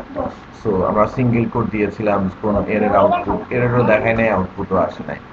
স্টিল আমরা কিন্তু এখানে কোনো আউটপুট পাচ্ছি না। আমরা এখানে ভিউ সোর্স করে দেখি, পেজের সোর্স যদি আমরা ভিউ করি, তাহলে এখানে একটা ইনপুটের ট্যাগ আছে, বাট এটা ক্লোজিং নেই। একটু খেয়াল করেন, ক্লোজিং না থাকার কারণে আমার আউটপুটটা আসে না। ট্যাগ ক্লোজিং, এটা আমরা মিস করেছি। ট্যাগের, হ্যাঁ, ট্যাগের ক্লোজিং নেই। সো দ্যাটস ওয়াই আমরা কিন্তু এররটা দেখতে পাচ্ছিলাম, এররটা হচ্ছিল, আউটপুটটা দেখতে পাচ্ছিলাম না।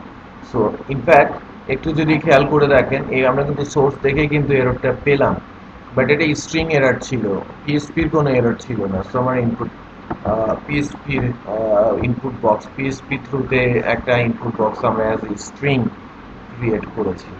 এখানে কিন্তু পিএসপির কোনো সিনট্যাক্স এরর নেই, এটা এইচটিএমএল এর এরর, বিকজ ইনপুটটা শেষ হয় সেমিকোলন কোটেশন আকারে, গ্রেটার দেন সাইন দিয়ে। সো এই মিস্টেকটা ছিল যেটা আমরা করেছিলাম, বাই দ্য ওয়ে। সো এটা এখন অ্যাজ এ ইনপুট বক্স আসলে এটা বিট কমপ্লেক্স, এই কনসেপ্টটা বিট কমপ্লেক্স, বাট স্টিল আমরা করতে পারি যদি কখনো প্রয়োজন পড়ে পিএসপির মধ্যে এইচটিএমএল এর ইমপ্লিমেন্টেশন, এই প্র্যাকটিসটাও আমরা তখন করতে পারি বা কাজ করতে পারি। নাও আমি যে বিষয়টা নিয়ে কথা বলবো এখন সেটা হচ্ছে মূলত ভেরিয়েবল। ভেরিয়েবল কি? ভেরিয়েবলটা প্রোগ্রামিং এর ভাষায় যদি আমরা বলতে চাই, তার আগে আমি আপনাদের কাছ থেকে একটু জানারও ইচ্ছে পোষণ করছি। অনেকেই এই বিষয়টা বারবার শুনেছেন, C programming language, C plus plus programming language, even জাভাতে যে হোয়াট ইজ ভেরিয়েবল, এটা নাম্বার অফ টাইমস এসেছে। কে বলবে ভেরিয়েবল কি?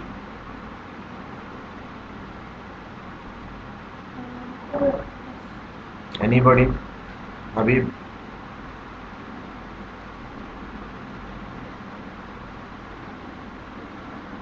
এক কথায় উত্তর কন্টেইনার।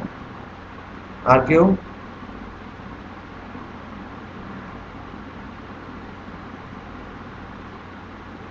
আর কেউ?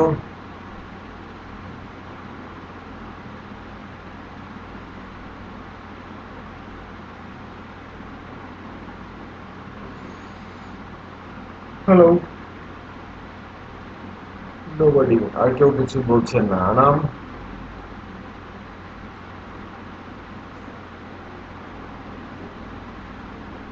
মিশকাত?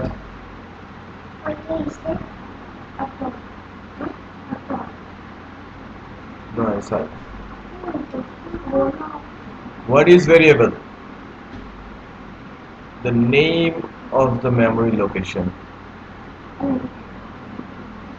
So variable কি? মেমোরি লোকেশনের নাম। রিপিট করছি, ভেরিয়েবল কি? মেমোরি লোকেশনের নাম। সো কন্টেইনার, হ্যাঁ ইয়েস, এটা কন্টেইনার, যে একটা নামের এগেনস্টে একটা ভ্যালু থাকে। এটা মানে সংজ্ঞায় দ্বিতীয় সেন্টেন্সে আসবে। বাট সবচেয়ে গুরুত্বপূর্ণ ভেরিয়েবল কি? মেমোরি লোকেশনের নাম। মেমোরি লোকেশন, মেমোরি লোকেশন বলতে বোঝায় যে কোনো একটা অ্যাড্রেস, যে অ্যাড্রেসের এগেনস্টে আমি একটা ভ্যালু রেখে দিচ্ছি। So container in a sense যে সে কিছু একটা ধারণ করছে, পাত্রের মতো, যার নামের এগেনস্টে কোনো কিছু রাখলে, লাইক আমি যদি পিএসপি দিয়ে বলি যে এবিসি ইকুয়াল, আমি যদি নিউ বলি, এখানে এবিসিটা হচ্ছে ভেরিয়েবল, নিউটা হচ্ছে তার ভ্যালু। তার মানে আমি যদি বলি একটা অ্যাড্রেস, সেই অ্যাড্রেসে অবভিয়াসলি কেউ না কেউ থাকে, থাকার জায়গাটা বা ওই যে থাকছে সে ভ্যালু, আর যে অ্যাড্রেসটা আমরা ইউজ করছি সেটা ভেরিয়েবল।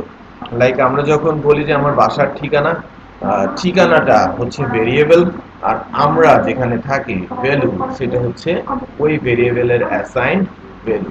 সো ভেরিয়েবল কি? মেমোরি লোকেশনের নাম। রিপিট করছি, ভেরিয়েবল কি? মেমোরি লোকেশনের নাম, যেখানে একটা ভ্যালু স্টোর করা যায় এবং যেটা পরিবর্তনশীল। রিপিট করছি, যার ভ্যালু পরিবর্তনশীল। আমি যদি বলি এই এবিসি ভেরিয়েবল, আমি ভেরিয়েবলের নামগুলো একটু মিনিংফুল করি, যে লাইক ফার্স্ট নেম শাহিল, লাস্ট নেম আলম। সো এখানে দুইটা ভেরিয়েবল আছে, একটা হচ্ছে ফার্স্ট নেম আর একটা হচ্ছে last name. Meaningful, that is Y আমি মিনিংফুল করার জন্য দুইটা সেপারেট ওয়ার্ড করেছি এবং দুইটা সেপারেট ওয়ার্ডকে আন্ডারস্কোর দিয়ে যুক্ত করেছি। এটা ভেরিয়েবলের নেমিং কনভেনশনের মধ্যে পড়ে। নেমিং কনভেনশন রুলস অনুযায়ী ভেরিয়েবলগুলো মিনিংফুল হতে হয়, ভেরিয়েবলগুলো স্মল লেটারে লিখতে হয়, এবং ভেরিয়েবলগুলো আন্ডারস্কোর অথবা ক্যামেল কেস করতে হয়। যদি দুইটা ওয়ার্ডের হয় আন্ডারস্কোর দিতে হয়, অথবা কি সেকেন্ড ওয়ার্ডের ফার্স্ট লেটারটা ক্যাপিটাল হতে হয়। সো আমি আন্ডারস্কোর এবং স্মল লেটার কনসেপ্টেই যাচ্ছি, এটা একটা স্ট্যান্ডার্ড। বাট ভেরিয়েবল লেখার কিছু রুলস আছে। রুলসগুলো আমি একটু বলবো, যে ভেরিয়েবলের জন্য কোন লেটারগুলো আমরা ইউজ করতে পারি। Capital A to Z, small A to Z, 0 to 9 and underscore. So total 63 character. এর বাইরে কিন্তু অন্য কোনো ক্যারেক্টার ভেরিয়েবল নামের মধ্যে আসতে পারবে না। এটা হচ্ছে নিয়ম, 1 নম্বর রুলস। 2 নম্বর রুলস হচ্ছে স্টার্ট উইথ ডলার সাইন।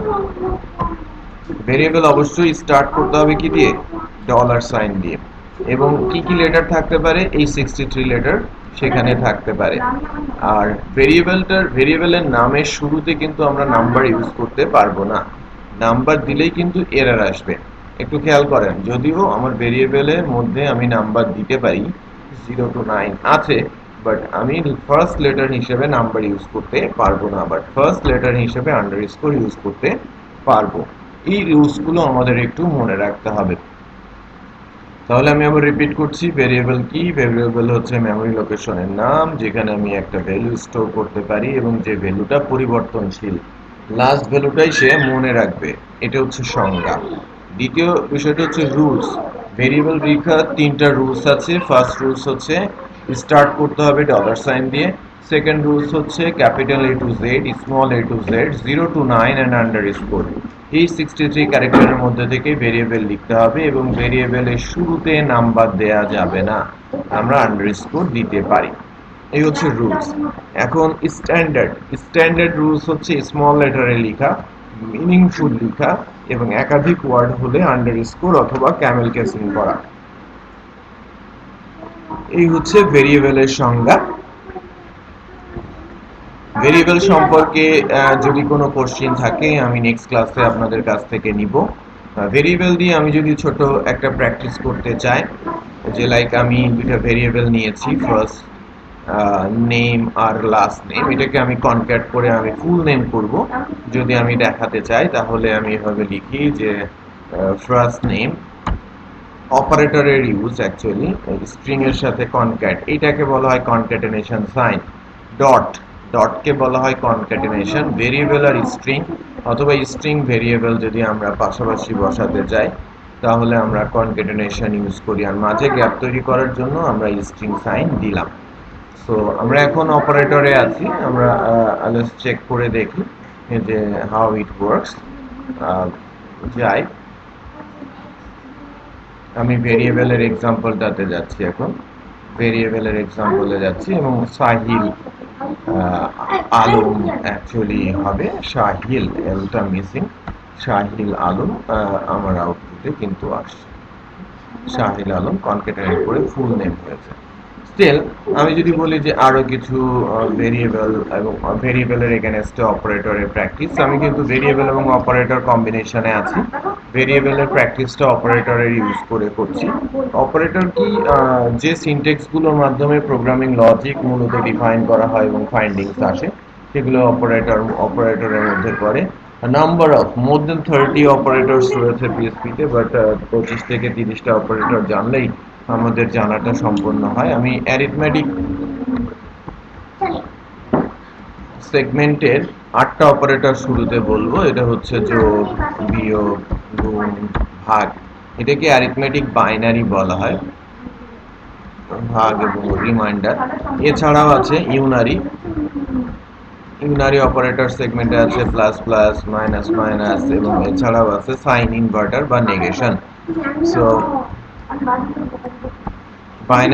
বাইনারিতে কয়টা আছে? বাইনারিতে 5টা। আর ইউনারিতে কয়টা আছে? ইউনারিতে 3টা। সো এই 8টা অপারেটর টোটাল হচ্ছে আমার 8টা অপারেটর এখানে রয়েছে। সো এখন যদি আমি বলি যে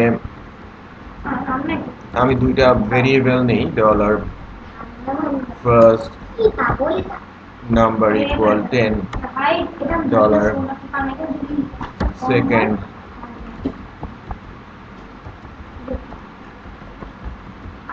নাম্বার ইকুয়াল 11। সো এই দুইটা ভেরিয়েবলকে আমি যদি বলি যে like first number plus dollar second number, obviously দুইটা যোগ করবে, তাই কিনা? আমার দুইটা ভ্যালু যোগ করছে। আমি মাইনাস দিলে, এটাকে বাইনারি কেন বলা হচ্ছে? দুইটা অপারেন্ড নিয়ে কাজ করছে।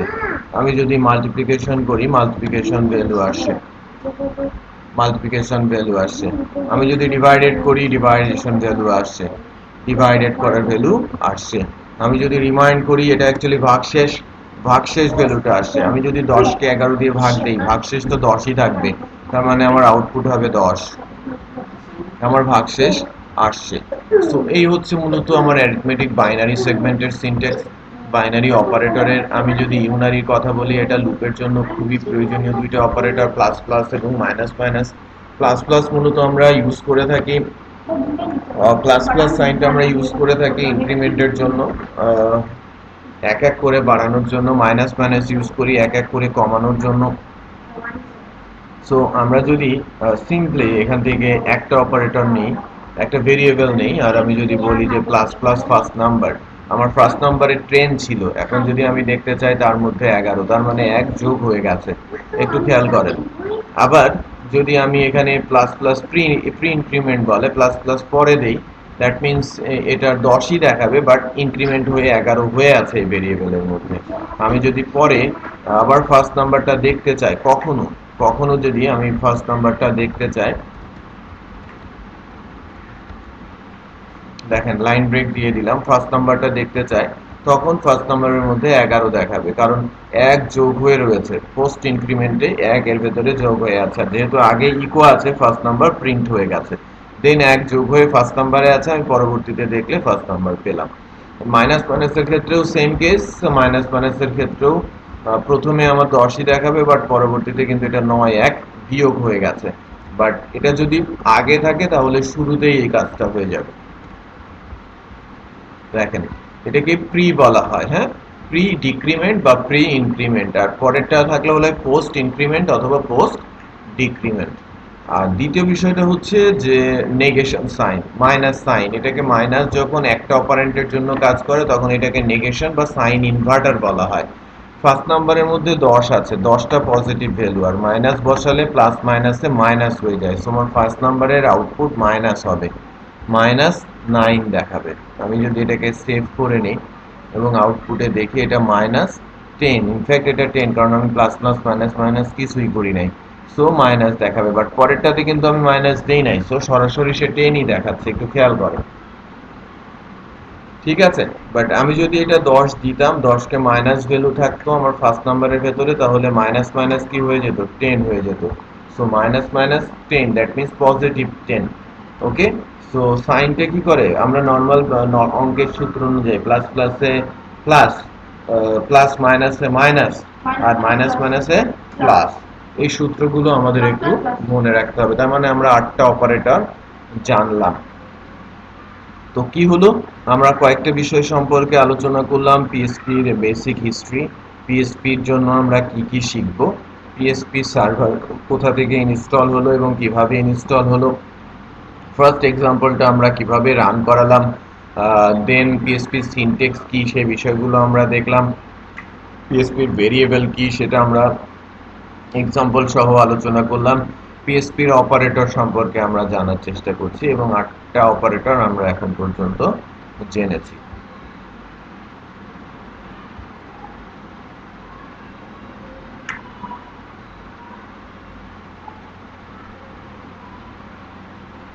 ঠিক আছে, ওকে। তো আমরা পরবর্তী আলোচনাতে যেটা যাব, যে অপারেটর সেগমেন্টের পরবর্তী অপারেটর সেগমেন্টটা হচ্ছে এরকম, যে conditional conditional operator. Conditional operator কি কি আছে, greater than, greater equal, less than, less equal, equal equal, not equal, equal equal equal, not double equal.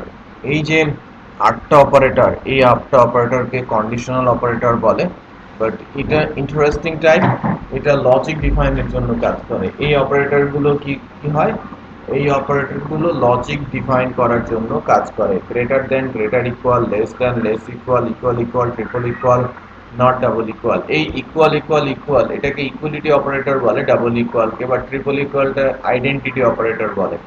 Identity একদম সিমিলার ভ্যালু, সিমিলার ভেরিয়েবল কিনা চেক করার জন্য ইউজ হয়। গ্রেটার দেন বড় কিনা, আর আলটিমেটলি 8টা অপারেটরই আউটপুট দেয় boolean value, true or false.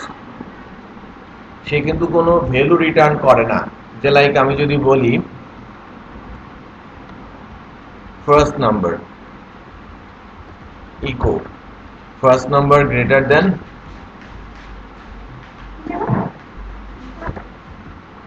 Second number, আমার ফার্স্ট নাম্বার ছিল 10, সেকেন্ড নাম্বার ছিল 11, লেটস চেক, তাহলে কি হবে, ফার্স্ট নাম্বারটা আমি বলছি যে ফার্স্ট নাম্বার সেকেন্ড নাম্বারের চাইতে বড় কিনা,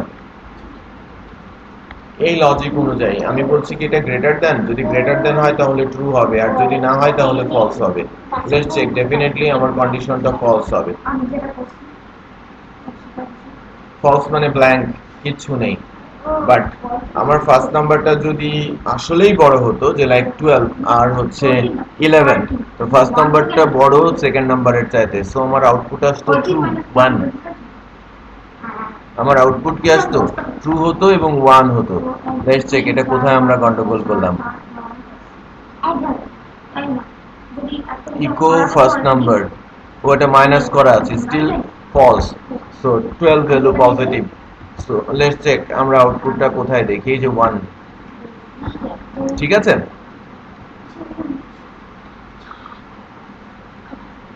আচ্ছা, তাহলে আমরা পজিটিভ পাচ্ছি। সো এখন এখন 12 বড়, সেকেন্ড 11 ছোট, সো আমার আউটপুট কি আসে? 1। আমার আউটপুট আসে 1, ট্রু। আর যদি ছোট হতো তাহলে ফলস আসতো। এখন আমি বলি যে এটা লেস দেন কিনা। ফার্স্ট নাম্বার কি সেকেন্ড নাম্বারের চাইতে ছোট? না, এটা ফলস। ফার্স্ট নাম্বার সেকেন্ড নাম্বারের চাইতে ছোট না, এটা ফলস। দ্যাট মিন্স আমার 0 আসবে। আমি সেভ করি, সেভ করে রান করালে এটা নাল দেখাবে, হ্যাঁ, এটা ব্ল্যাঙ্ক দেখাবে।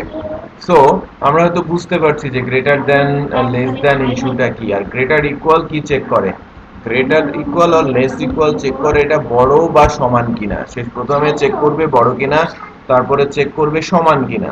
যে কোনো একটা ট্রু হলেই ট্রু, যে কোনো একটা ট্রু হলেই ট্রু।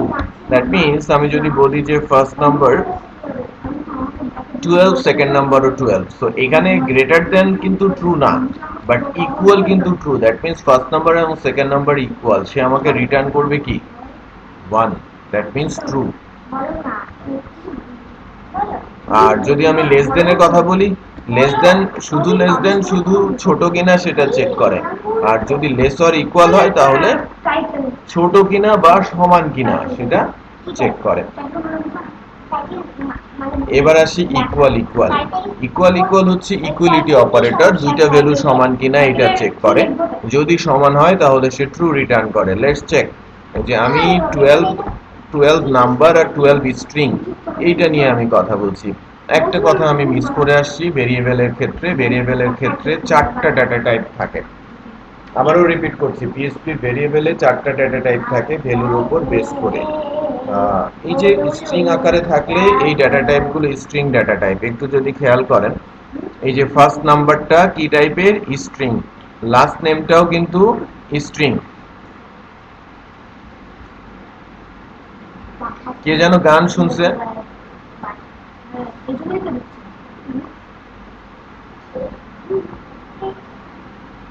আচ্ছা, মানে স্ট্রিং আকারে দেখাচ্ছে। আমি যদি বলি এজ, এজ হচ্ছে লাইক 100। এখন আমি যদি দেখি এই এজ ভেরিয়েবলটা ইন্টিজার টাইপের দেখাচ্ছে। আমি যদি বলি এখানে আরেকটা ভেরিয়েবল হচ্ছে ডলার সাইন প্রাইস, প্রাইস হচ্ছে 99.99, তখন এই প্রাইসটা কি আকারে দেখাই দেখি, যে প্রাইসটা রিয়েল আকারে দেখাচ্ছে। রিয়েল, ফ্লোটিং ভ্যালুকে রিয়েল বলা হয়। আর আমি যদি বলি ডলার স্ট্যাটাস, স্ট্যাটাস ট্রু হতে পারে অথবা ফলস হতে পারে। ট্রু ফলস হলে এটাকে আমরা নর্মালি বলে থাকি বুলিয়ান। দেখেন স্ট্যাটাসটা বুলিয়ান দেখাচ্ছে। সো এই এই বিষয়গুলো আমাদের 4টা ডেটা টাইপ আছে ভেরিয়েবলে। এটা আমরা মিস হয়েছিল, যেটা আমি এখন আলোচনায় আবার নিয়ে আসলাম। এখন আবার আসি আমি ইকুয়ালিটি অপারেটরে। ইকুয়াল ভ্যালু কিনা সে চেক করে, এই ভ্যালুগুলো সমান 12। যদি এটা নাম্বার আর এটা স্ট্রিং, তারপরেও সে রিটার্ন করবে কি? ট্রু। Let's check. দেখেন 1 ট্রু, 1 ট্রু, ঠিক আছে।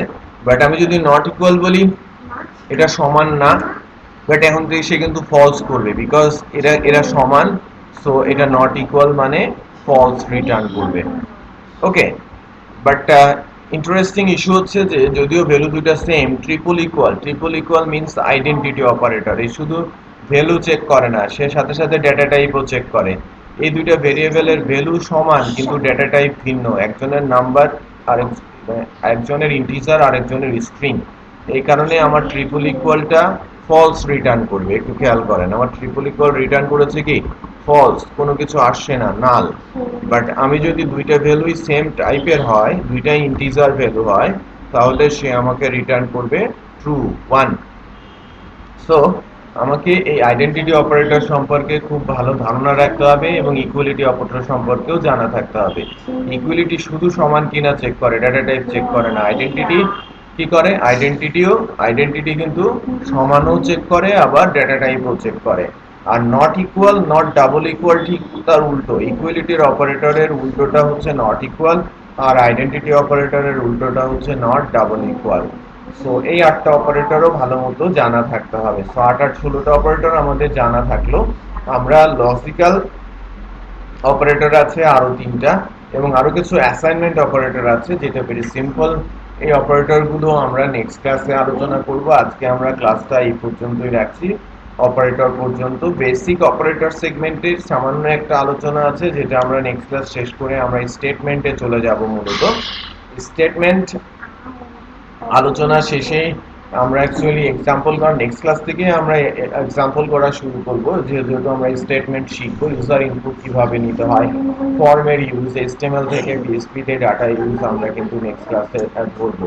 এবং বলতে পারেন যে আস্তে আস্তে করে আমরা প্রজেক্ট ডেভেলপমেন্টটাও আর একটা ক্লাসের মধ্যেই শুরু করব। সো আশা করছি নেক্সট ক্লাসে, হ্যাঁ, আমরা নেক্সট ক্লাসে আরো বেশি স্টুডেন্ট গ্যাদারিং আমরা পাবো, এবং আমরা যাদের সঙ্গে কানেকশনে আছি তাদেরকে জানাবেন যে প্রজেক্ট স্টার্ট হলে এটা আরো একটু কঠিন হয়ে যাবে তাদের কাছে বোঝাটা, যারা বেসিকটাতে দুর্বল আছেন। তো আমি চেষ্টা করব 2-1 মধ্যেই ভিডিওটা আপলোড করতে এবং পাবলিশ করার জন্য আমাদের ইউটিউব চ্যানেলে। সোর্স কোডগুলো আমি ইয়েতে দিয়ে দিই, টালা ট্রেনিং ড্যাশবোর্ডে, আপনাদের নির্দিষ্ট গ্রুপে, ডাইনামিক ওয়েব ডেভেলপমেন্ট গ্রুপে, ওখান থেকে কালেক্ট করে নেবেন। ঠিক আছে? সো যাতে আপনারা কোড পেতে পারেন, আর ইউটিউব চ্যানেল থেকে আপনারা আমাদের ভিডিওটা নিতে পারেন। সো আমাদের নেক্সট ক্লাস নেক্সট বৃহস্পতিবার বিকাল 4:30টায়। যদিও আমরা ক্লাসরুম অ্যাক্সেস 4টা থেকে দিয়ে রাখি, যাতে আপনারা